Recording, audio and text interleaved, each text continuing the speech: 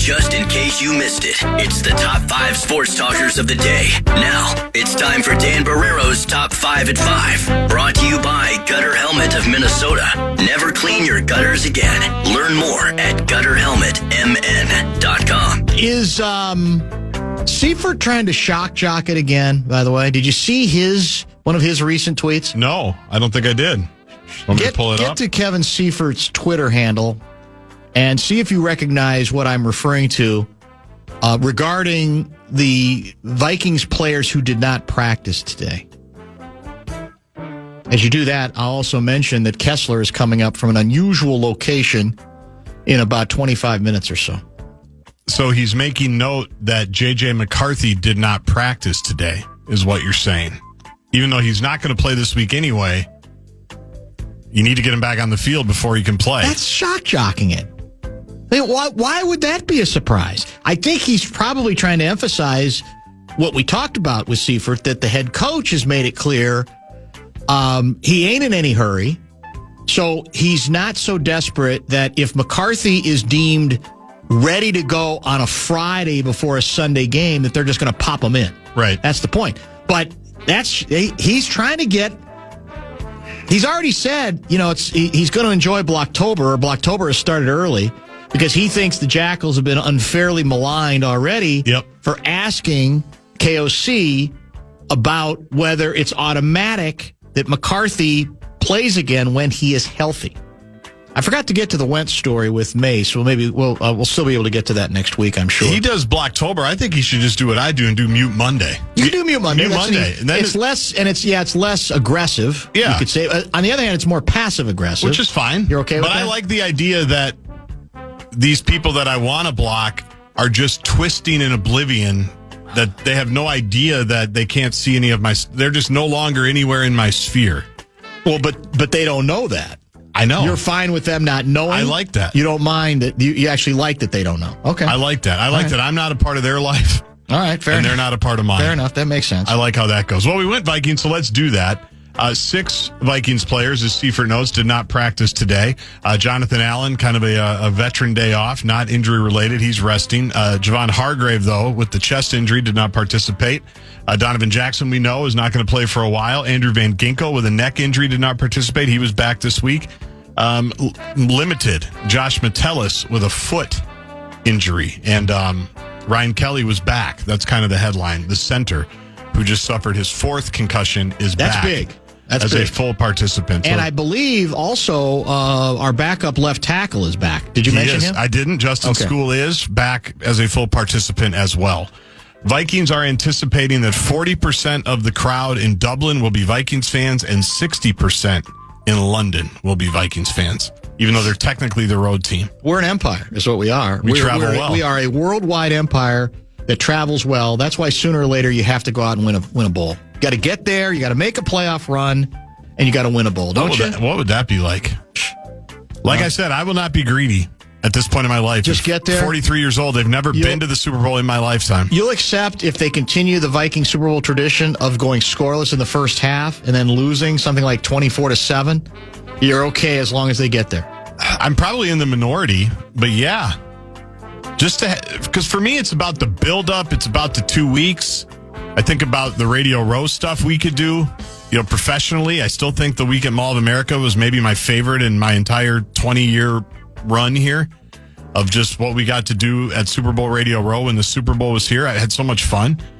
So I would not be greedy at this point with all the heartbreak. I would not be greedy, but I might be in the minority. I'm not sure. We are greedy with the Minnesota Lynx. And I think that's why last night was frustrating, to quote one of our most famous and infamous soundboards. They were up by 20, leading the series 1-0 in the WNBA semifinals against the Phoenix Mercury, led by 20, 59-39 in the third quarter. And then things went pear-shaped. Just looking at the play-by-play, I've got Smith, turnover, got a kicked ball violation. Smith, out of bounds, bad pass, turnover. Courtney Williams, bad pass, turnover. Did you get to the can't get the ball inbounds, or is that later? No, I'm just in the third quarter. Third quarter that's set up. Yeah. That allowed them to get back in the ball game. Kayla McBride, out of bounds, lost ball, turnover.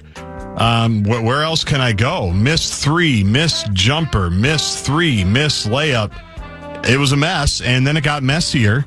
The Lynx, as you mentioned, with a lead, could not inbound the ball in the final minute, could not get a rebound, and then chose not to foul. And Phoenix hit a 3 in the final 10 seconds of regulation. Nafisa Collier had a good look with 3.5 seconds to go. Got the ball in the middle, little one dribble left, step back, elbow jumper, no good. Go to overtime, can't score there, get outscored 10-4.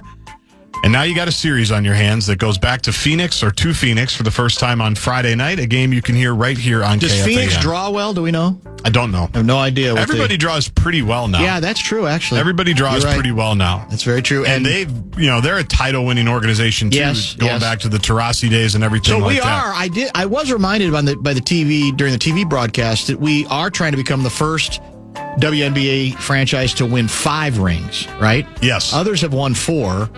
But we would make history if we get to number 5, and that now means we have to split the next 2 games at worst, or the whole thing comes apart before we get a chance to take on, Vegas responded as expected in Game 2 after being stunned by the Caitlin Clark-less Indiana club in the opener. They dominate in the nightcap of the doubleheader last night. Not a real big surprise there. I don't know. Maybe last night also was the first time we saw how much the Carrington factor does hurt this team, because she is a player who, when things are, first of all, she might be in the game anyway, but if she's not, she's a player who can be inserted when things aren't going very well and can stabilize things, certainly defensively, and has been actually better, I think, than they probably expected offensively as well. And she is, of course, not available. So the big news for the Timberwolves today, did you see it? Yes, I did. I knew you'd be excited. How can I not be?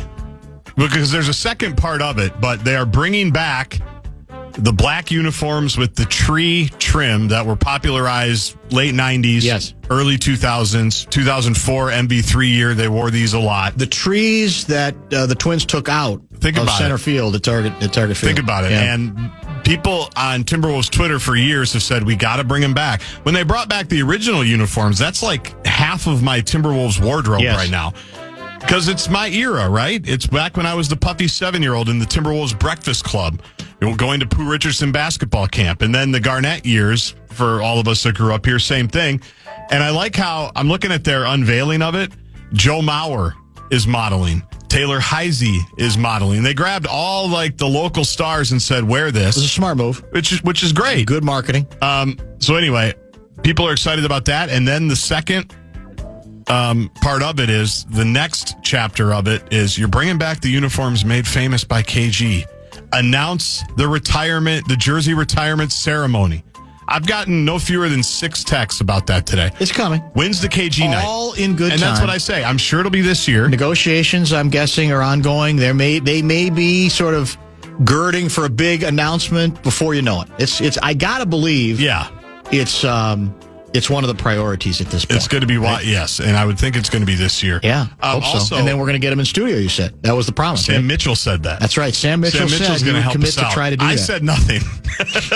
Sam Mitchell, I want the record clear on that.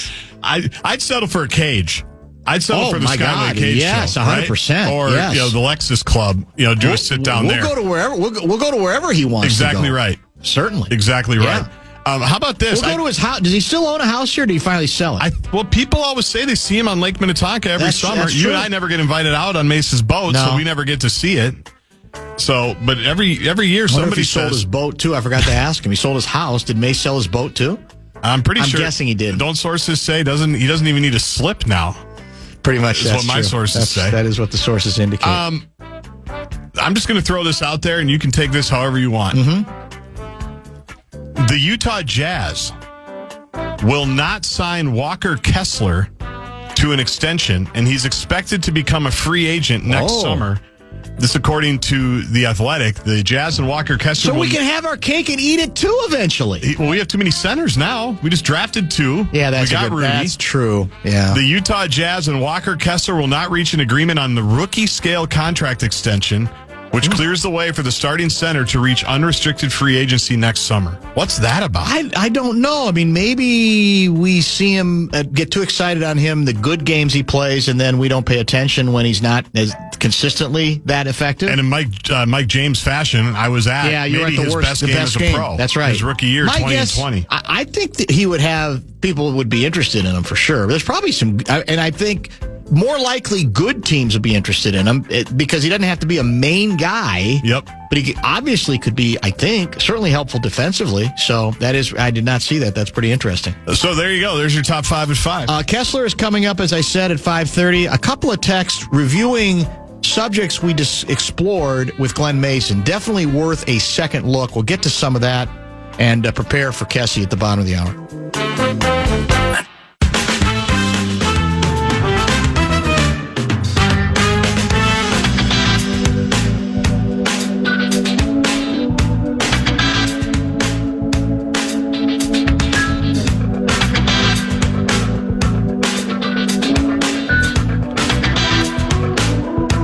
Controversial suggestion offered up by 651 guy. Dan, PJ should be out if the Greek rifle beats him again. Wow. Interesting. Well, that's aggressive. There's some pressure on this game. There's no question. I agree. It's a big game. Done one way or the other. You've had the extra week to heal, although, as you said, may not matter. Maybe too early on Taylor. But it's a big matchup. 11 o'clock start, a 9 o'clock pregame right here on the flagship. By the way, somebody took me literally about doing a pregame to the pregame instead of Sunday sermons at 5 a.m. on Sunday. I wasn't being serious. I don't intend to be here at 5 a.m. So cancel the alarms that you set. I didn't realize people would actually... They wouldn't get the bit, but no, as of now, I mean, maybe I could be enticed, but I think that's unlikely. I have 2 straight weeks to do it, right? Because back-to-back, we're playing early. Yep.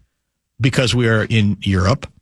We played for Mace, the sound you found, Barry Alvarez, at a radio appearance, just hammering fans for their reaction to Wisconsin's most recent home setback. And it's interesting because one texter said, well, hold on a minute, I'm confused because a year ago, Alvarez ripped the coach and the program. I don't know if that's true. I don't remember it, but it did stick in my head that he was critical maybe about the style. Was it about that?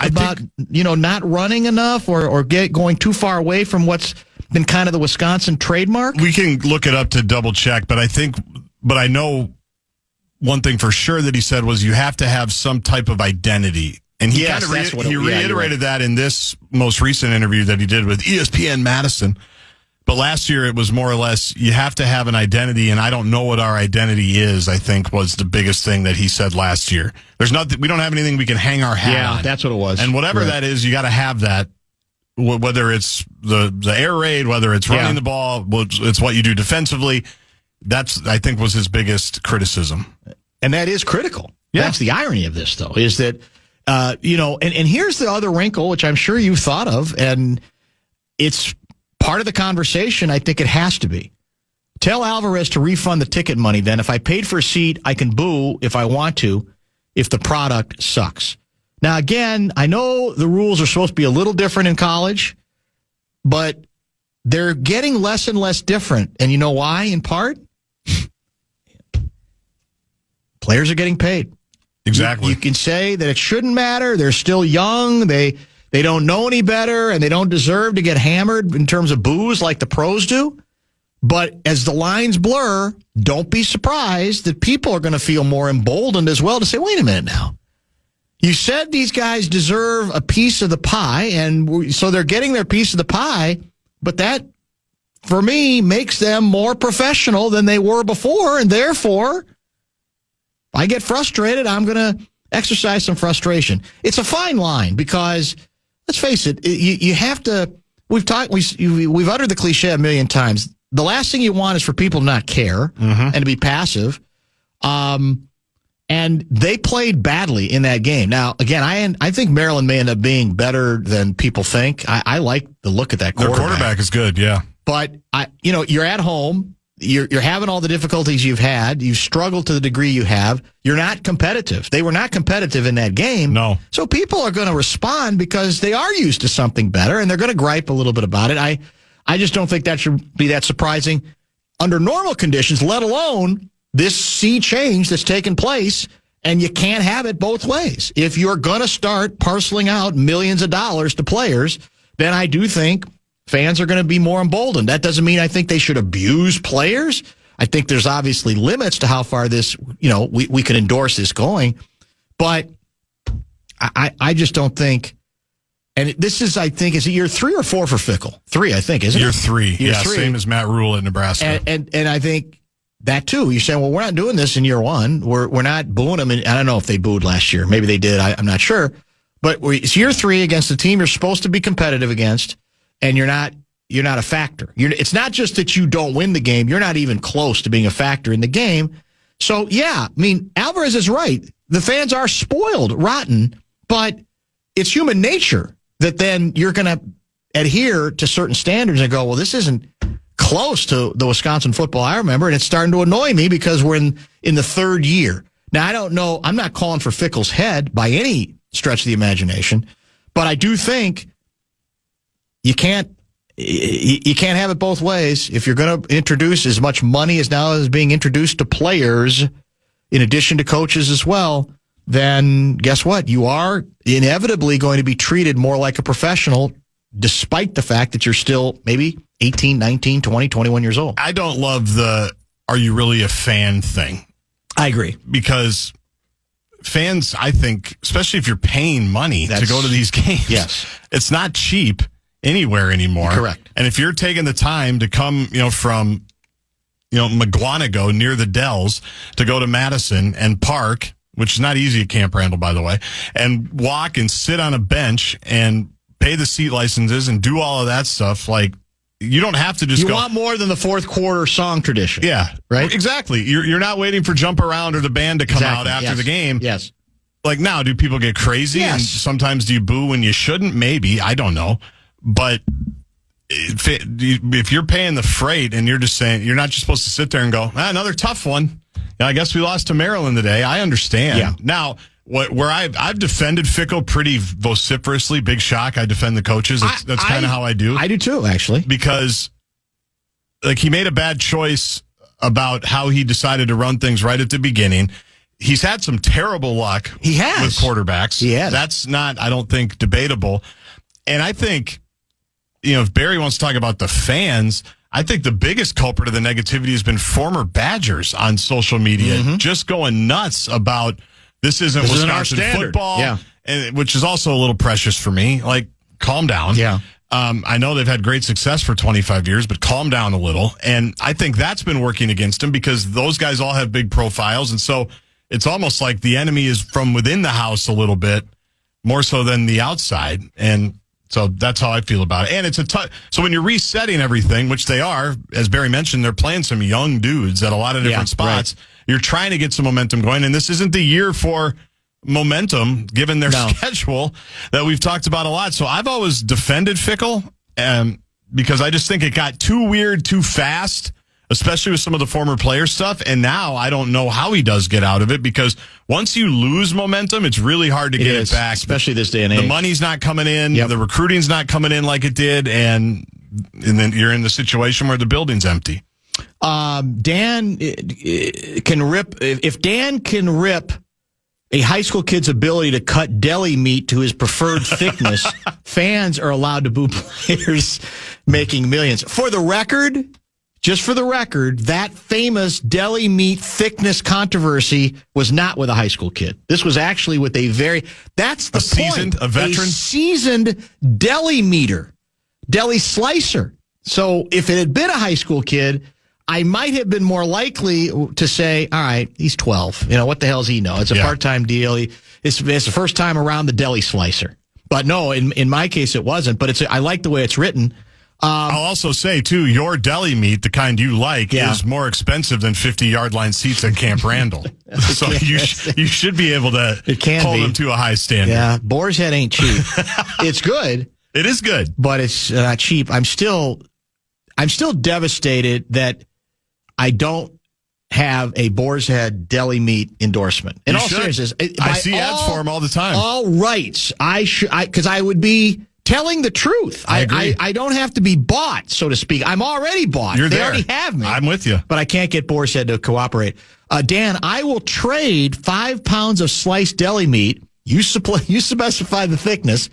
And a Portillo's takeout order for a 5 a.m. Sunday sermons. That's Alan in Afton. Now people are trying to challenge me and make me feel guilty as well. If I could get a beef sandwich out of it, I might come in and run the board. It is it's extremely appealing as well. Where was I? We should probably break. Yeah, Kessler's coming up. Not in studio. You're not going to believe where he will be calling us from, and believe me, he will make a huge production from the very beginning about his location and also perhaps where he is headed. Kessler, next. I wish the American media would take a great look at the views of the people in Congress and find out, are they pro-America or anti-America? Pat Kessler. Because people have got to know whether or not their president's a crook. Well, I'm not a crook. I can't trust Obama. He's an Arab. Pat Kessler. Tear down this wall. I did nothing wrong at the Minneapolis airport. Senator, you're no Jack Kennedy. Pat Kessler. And now, to help Dan break down all the tough questions in politics, it's our own Pat Kessler. Political Wonk. I feel like a supermodel, except like times 10. It's Channel 4's Pat Kessler with Dan Barrero on the Fan. It is indeed that time again. Usually it's with Kessler in this very studio. I get a chance to lose myself in his eyes. Today, however, we find that he is not in Fargo, like Glenn Mason, for the last 2 weeks and apparently the next 20, but a very different location. You are chatting with us from? The Delta Club for the high buck spenders on Delta Airlines. That farm boy is so far away. I'm at the airport. You know, I listened to Gaardsy's commercials about the airport. What a beautiful metropolitan airport that we have here. Well, why are you wasting your time in the Delta room then, just to be with the beautiful people? Go get out and explore it. Well, I did go out on the patio of the Delta Club to be outside, had a drink there, very nice. Yes. I pre-booked my parking, as he has advised us to do. Mm-hmm. And what a beautiful art collection they have here. I mean, it's just really something. So, yeah, I have hold on for 1 second, will you, Dan? Mm-hmm. Hello, sir. Could you bring me your finest bourbon, 2 fingers neat?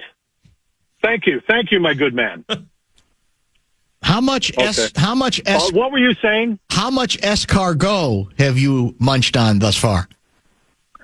And a little pate, quite a bit. Yes. Yeah, this is quite the place here. So yes, I am at the Delta Club looking for the memorial Lou Nanny room here, but I have not yet found it. But it's great. We are on our way to Italy. Italia. Good for you. Did Freaky buy any art? You mentioned you saw some art. Did you or Freaky buy any? Or are you going to wait for the return to the United States? I think we're going to need to wait for the return because we're going to need all the money we got for Italy. Yeah, this is big. This is a big trip. You guys have been looking forward to this for a while, haven't you?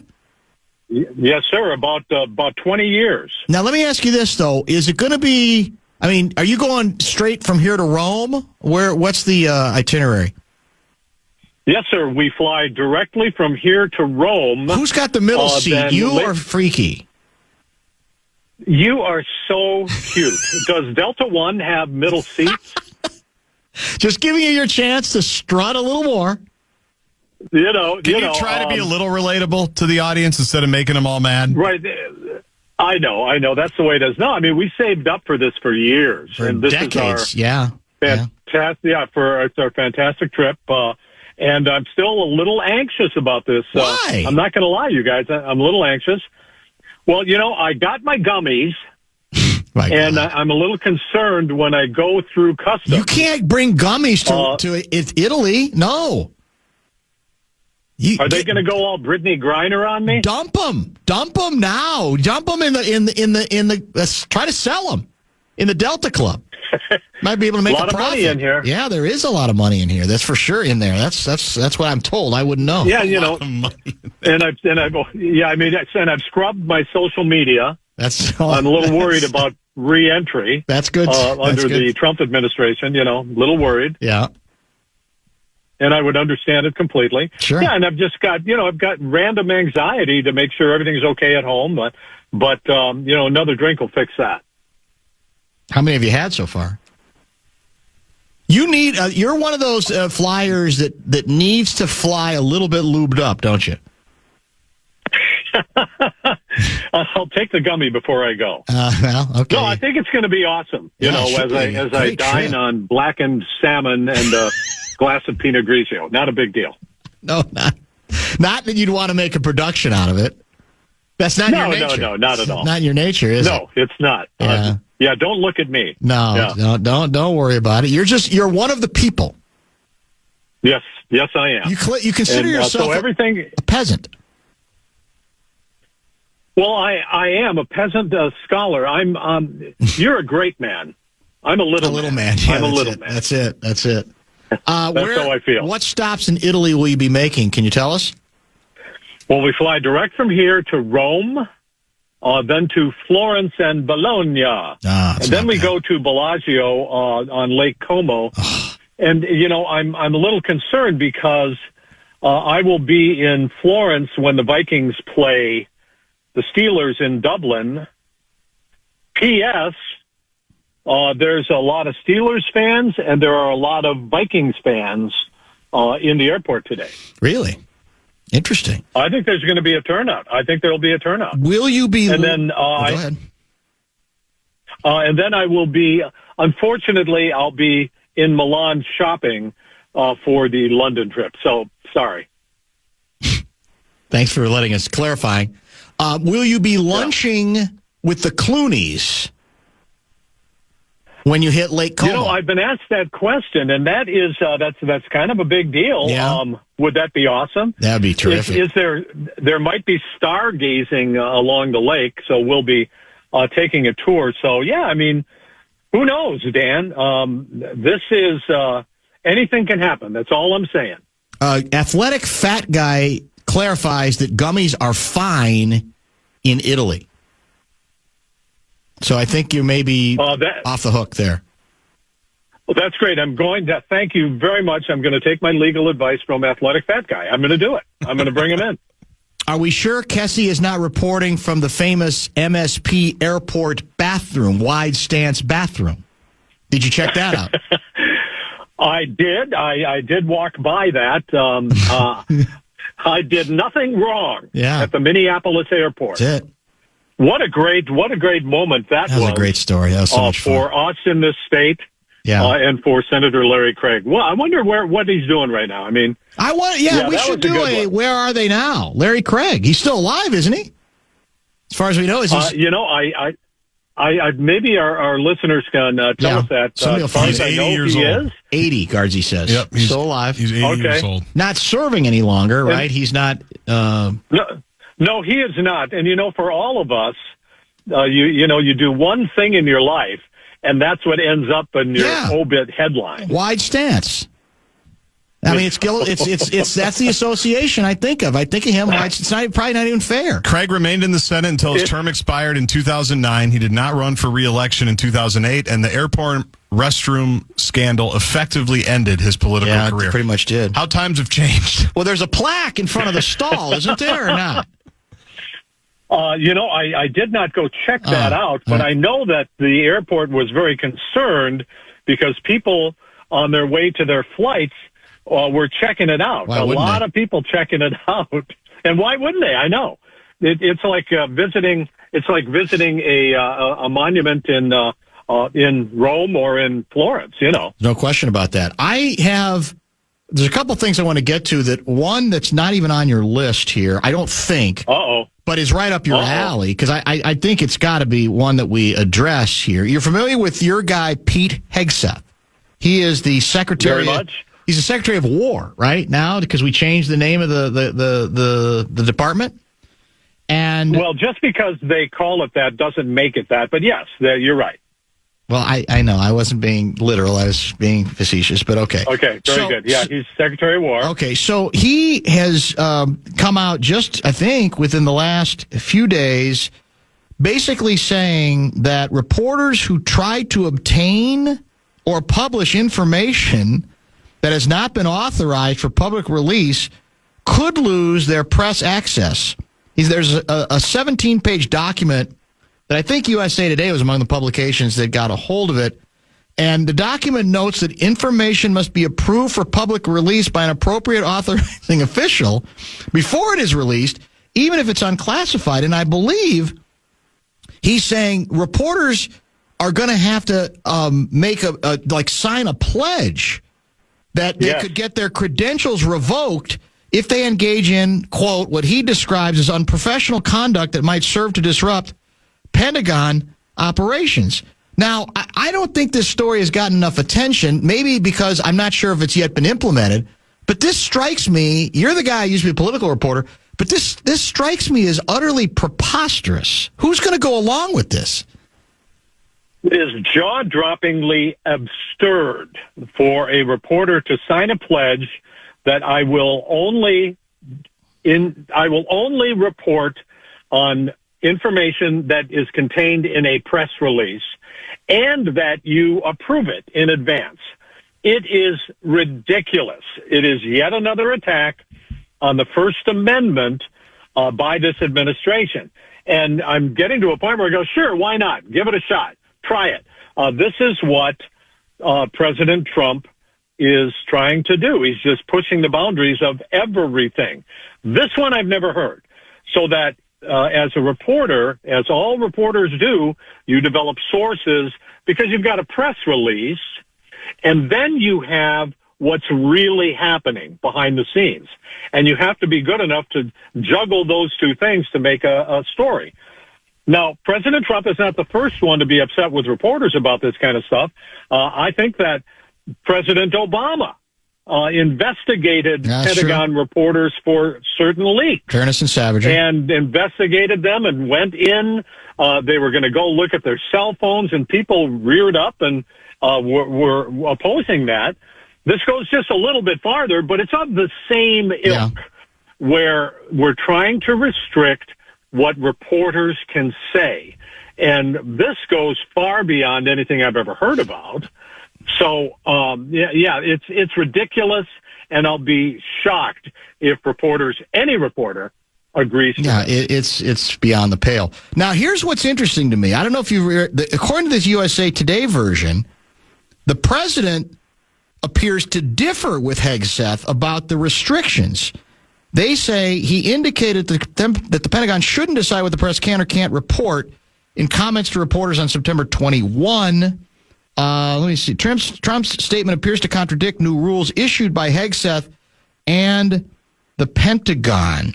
So I don't know if that's just he's doing the double game where he's pretending to object when he deep down actually would endorse exactly all these new rules. I'm not sure, but so far, do we know if it has yet been implemented? And are we getting any official comment from various agencies that cover the Pentagon on a regular basis? Yeah, we're hearing all of that, and I don't believe it has yet been implemented.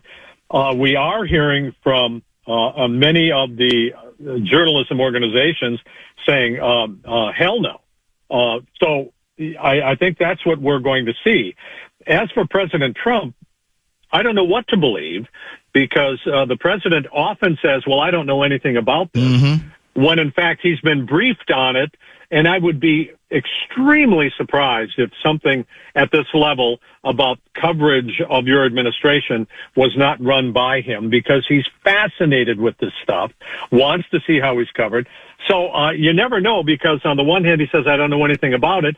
And then a couple of weeks later, we find out, well, that he was involved in the development of it. So I don't know where it goes. So is this deep down, is this Hegseth being bitter because lots of stories have been written that have been critical of him, and he's whining about that, he can't handle that, and says, we'll show these reporters. I mean, what's the impetus here on his part to take this up, I think, fairly unprecedented step? Yeah, it's really hard to know, but many of the high-level cabinet officials in this administration are very thin-skinned. But in this case, he is all in on the military ethos, the warrior mentality of the Pentagon and the Department of War. So, yeah, absolutely. That's probably his number one thing, because he doesn't want to look bad. He does not want to have bad news reflecting on his boss. And this is one of the, if not the most important State Department, federal government department in the country. I mean, this is it. And this could reflect very badly on the president with bad news, or with all the good news that we could report, it could reflect very favorably. So I don't know if this is so personal, but man, he's been through the ringer, of course. It is probably at a higher level to please Trump. How much? I don't think we've talked much about Hegseth recently. How much did you cover him, or how often did you talk to him over the years? Did you have much of a working relationship with Hegseth? Well, he was in Minnesota for a cup of coffee. He came out of the military, served honorably, and served in combat. I think he served a couple of tours, came back to Minnesota, and was attempted to run. He ran a couple of charitable organizations for vets, and he attempted to run for the United States Senate. I believe it was against Amy Klobuchar back in the day, one of her early campaigns. And he was here. He did not get the endorsement, did a couple of things here, and then he moved to Washington. So he wasn't actually, even though he grew up here, was not in Minnesota that long for his political career. But yeah, we talked when he was running, and he was very cordial, nice guy, very animated, and was a pretty good candidate. Pretty good candidate. When you talk about the caricature of a candidate, he was a good one. So we didn't encounter each other that often because he didn't run that for that long. Is Jimmy Kimmel back for good after his return to late night last night?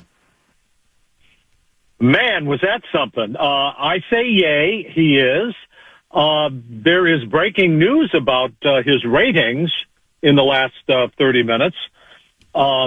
His ratings have soared to 6.2 million viewers last night. That's 4 times more than he normally has. And that's even though 20% of the ABC affiliates boycotted it. His return to the air after his suspension for comments about the Charlie Kirk killing and the killer and MAGA, he was suspended, and he came back, no apology, scathing monologue, targeted Trump, and had many jokes at the president's expense, and then defended the First Amendment. I think it was a defiant monologue. It was pretty funny, and I don't think the president found it funny, but the president is vowing retribution against ABC and Disney. So where does this go? Yeah, he's back on the air, and it was something. I think the last time I checked, YouTube, where most people watch this stuff now, YouTube has 15 million views of his monologue. Yeah, the monologue. Think about that.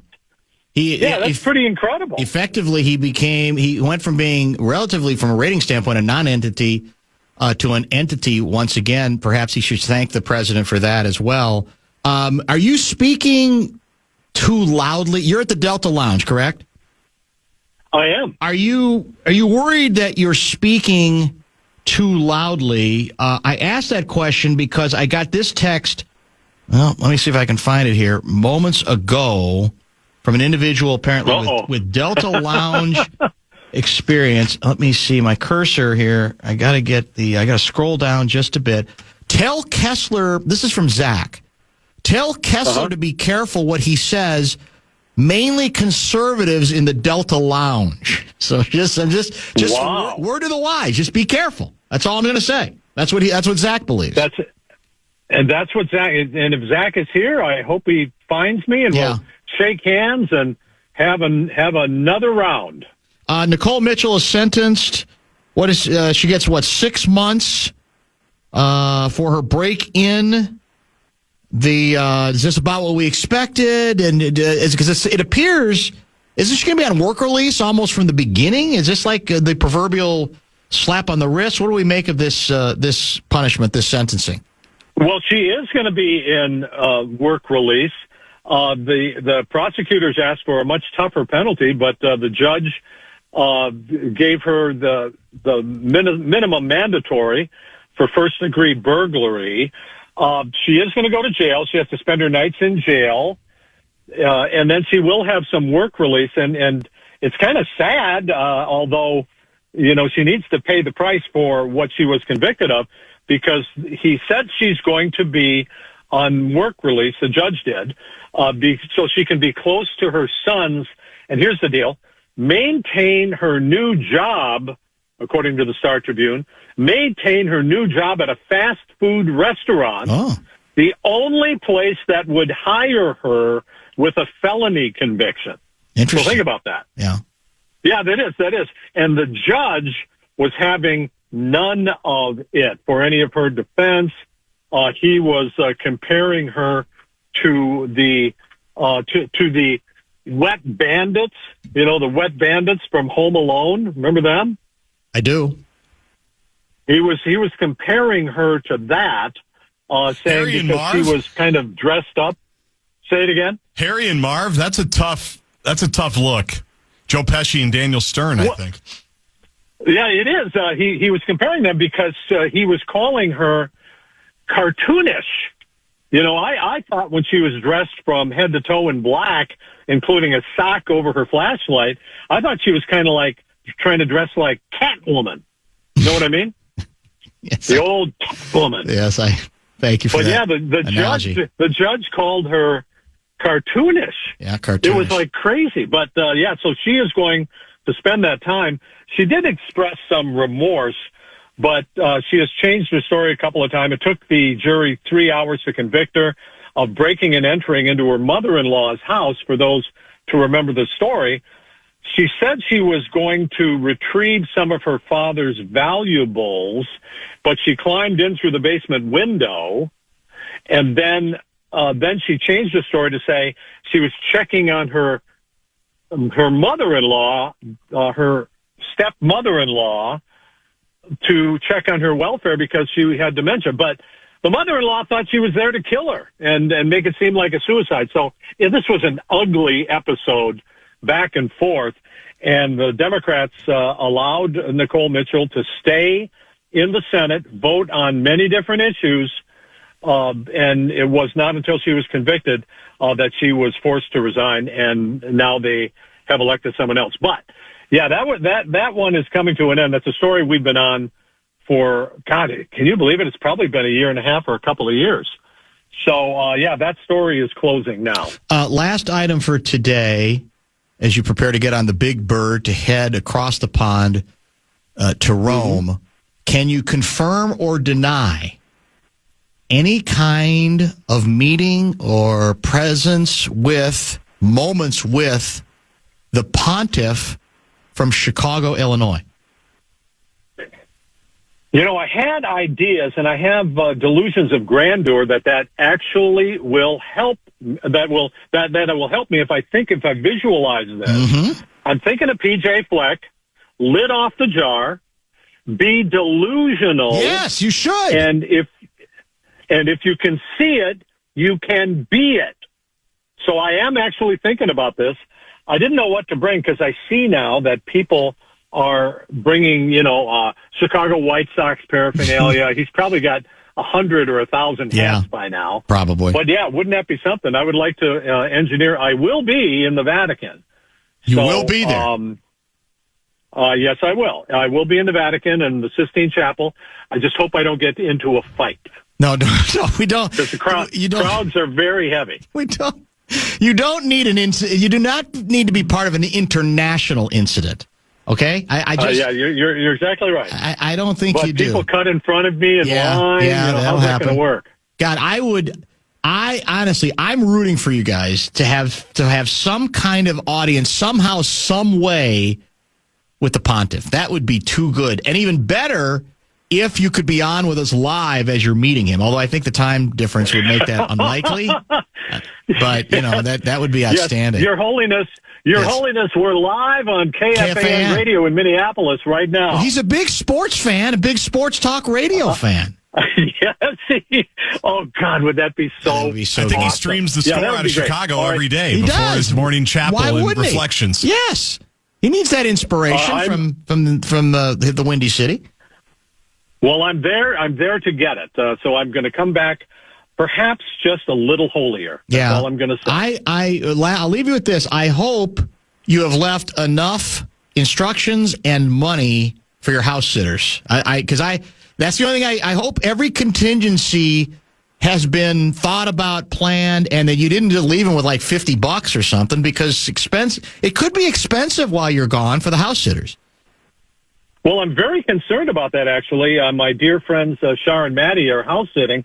And, I've left instructions on, the pet feeding schedules and all of that, the neighbor's telephone number. I did leave money for hookers and blow.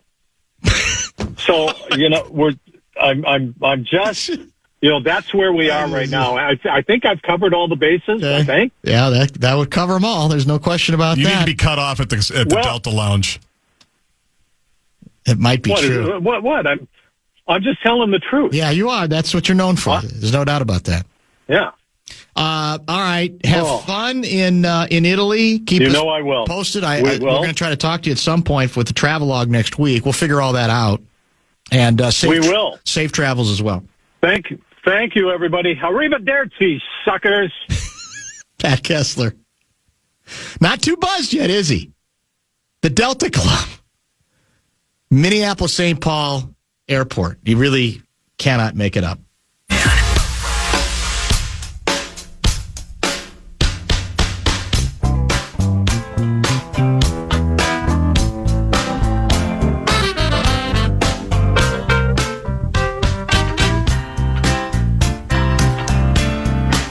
Tell Kessler to see the cathedral and the record shop in Florence. Both are amazing. The cathedral and the record shop in Florence. I've never been to Italy.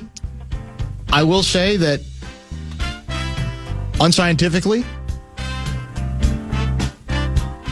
the percentage of people who return from Italy disappointed seems to me to be lower than any other percentage to any other place. I think you're probably right. I think it's amazing how many people seem to enjoy the experience. A lot of it has to do with the I'm sure these are overcooked stereotypes, but the sense that Gay Paris, France can be wonderful, but the people often sneer when you walk by, when they find out that you're from, Paducah, Kentucky. Whereas in Italy, it's come one, come all, have a good time, etc. It's supposed to be, and it's obviously got remarkable history that goes back more than a minute or two compared to here, but never made it to Italia so far. Louis has made it from time to time. I feel like we talk to Louis yearly from Italy. He pretty much goes every year. I think that's true, or close to it.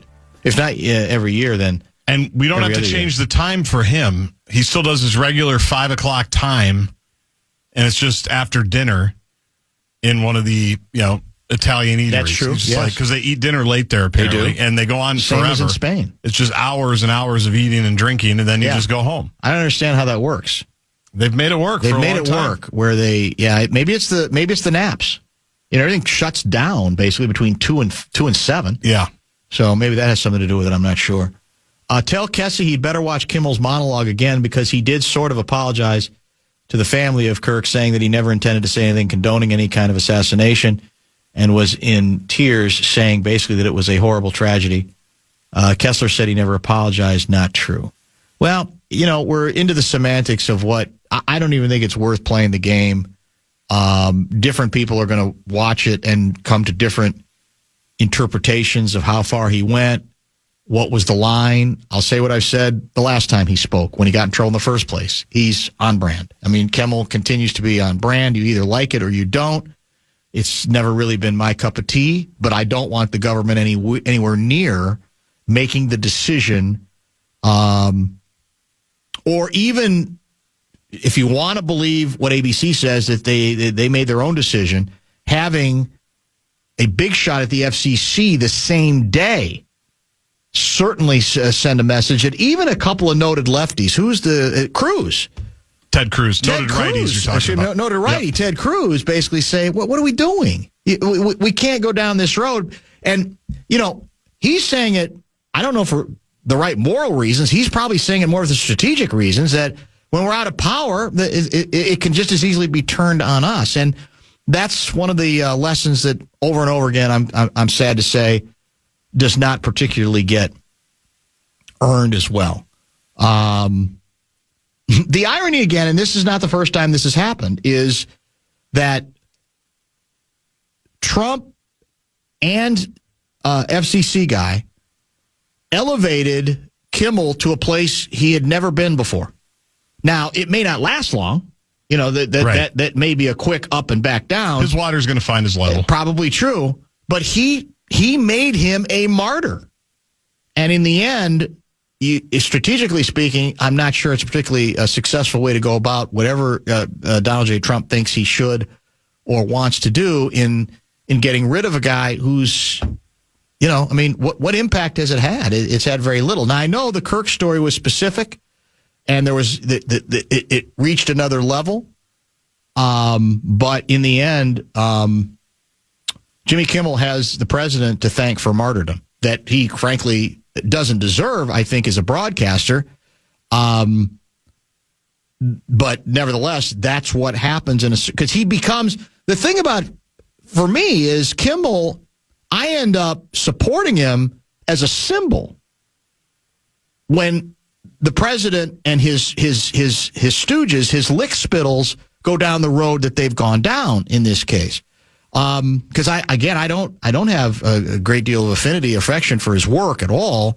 But at some point, at this point, that should become moot if you're trying to be consistent in defending people's right to speak, even if you disagree with them.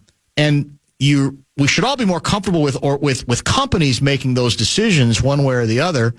Even though sometimes we end up ripping the companies as well if we feel like they've caved for the wrong reasons, but that's still very different than the government either getting involved or acting like it wants to get involved, and the president certainly indicated he wants to get involved as well. Let's come back with a couple of Vikings items, because you know what this is right now? It's Steelers Week. Steelers Week. And tomorrow, one of the subjects I think we need to explore is the A-Raj what if.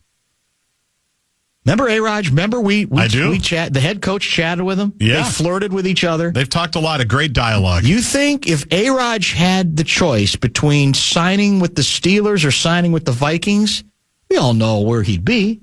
He'd be here. He'd be preparing to get on the big bird to go overseas to play the Steelers. I think they're leaving tomorrow, are they not? Pretty sure the team is leaving Wednesday? tomorrow. Yeah, they're leaving on Thursday. Yep. So we'll get into some of that tomorrow as well. Don't forget, by the way, Aaron Gleeman in studio tomorrow with maybe one last look at the rather successful 2025, on so many levels, Minnesota Twins baseball season. Kind of a debrief, a 2025 debrief with him. Sean Salisbury, now Gaardsy tells me we may have to do some negotiating with him because of some scheduling issues, but we hope we'll get to him before the week wraps up as well. Show wrap brought to you by American Pressure, commercial-grade pressure washer since 1975. It's the bumper-to-bumper show wrap. Yeah, dude, no. Great guest lineup again today. We want to thank our guy Glenn Mason, Dateline Fargo again, and maybe that's a semi-permanent Dateline. Seems like he's going to be doing a lot of shows from there. We want to remind folks and thank once again our good friends at Jack's Cafe, continuing to be now one of the fine Glenn Mason Your Face sponsors, Jack's Cafe. He's promised us, I thought he promised us he was going to take us to dinner there. Did he say I needed to take you and him to dinner there? Yes, that's the latter. He'd love to go to dinner there with us, and then you buy. I'm not holding my breath. We've got to come back from Fargo first. First, you got to come back from Fargo. We never think about this though. Now we will. Our opportunity to sit with him and drink tea and eat crumpets in the Churchill Room now gone. I know. He's sold the house. The Churchill Room is now someone else's. Think about it. And we got no advance warning. Like, you'd like to think he gave us a little, hey, by the way. None whatsoever. I'm moving out, and if you want to come over for one last ride, your only ride in the Churchill Room, come on over. Because I would have done that with that urgency. I just thought he'd be there forever. I am putting the percentage chance of J.J. McCarthy starting the second of the 2 European games at 10%. No greater. I think it's no greater than 10%. Is that too limiting? Is that too harsh, or what do you think? No, I think that's spot on. I don't know why it would be any more than that. And I don't even know that it matters whether Wentz plays great or just okay and the Vikings win or lose this next game. Because I think it appears the head coach has already laid down the gauntlet. We're not simply putting him in the lineup the moment he is declared healthy enough. He has to have at least a week of practice, which means he's got to start practice next Tuesday. Right.